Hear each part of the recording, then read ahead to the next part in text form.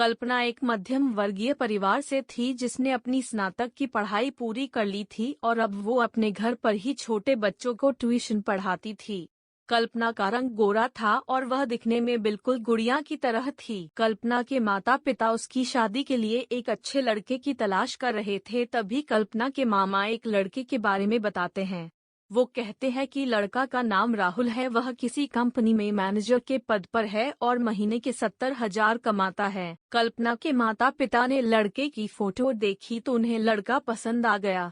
जब कल्पना की मां ने कल्पना को लड़के की तस्वीर दिखाई तो कल्पना ने कहा, जब आप दोनों को लड़का पसंद है तो मुझे भी पसंद है। अब लड़का और लड़की वालों के परिवार ने मिलकर शादी की तारीख तय कर दी।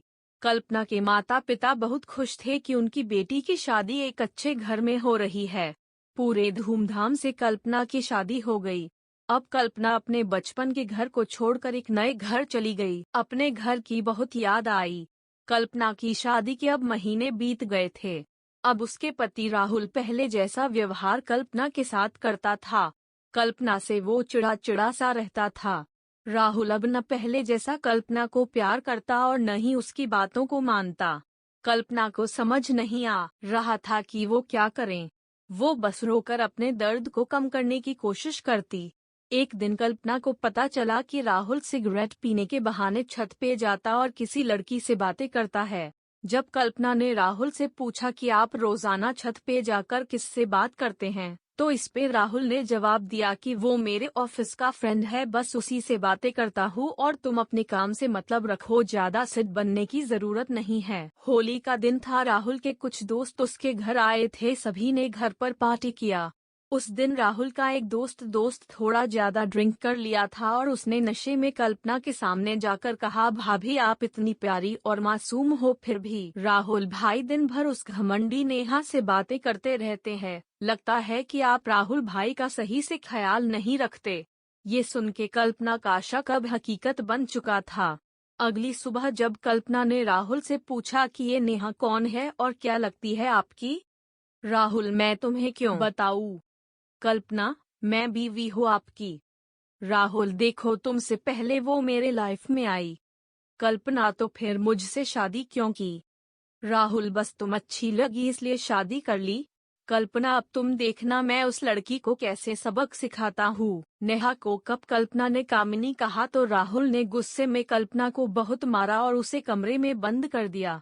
कल्पना के सास को सब पता था, फिर भी वह अपने बेटे के सामने एक शब्द भी नहीं बोलती थी। शाम को जब राहुल आया तब उसने रूम का दरवाजा खोला। उस दिन कल्पना की तबीयत खराब हो गई, फिर भी उसी हालत में उसने खाना बनाया।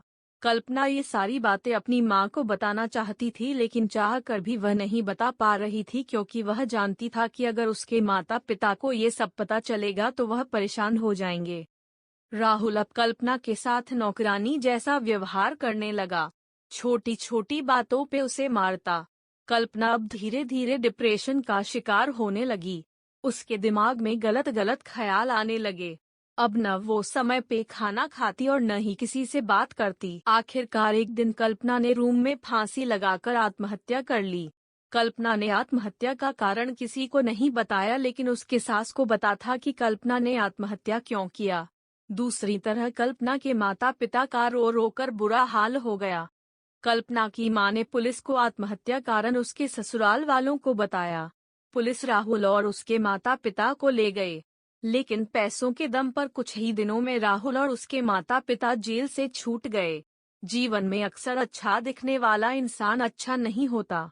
उसके अंदर कहीं न कहीं बुराई छुपी होती है और वही बुराई किसी की जिंदगी को बर्बाद कर देती है। कुछ ऐसा ही कल्पना के साथ हुआ।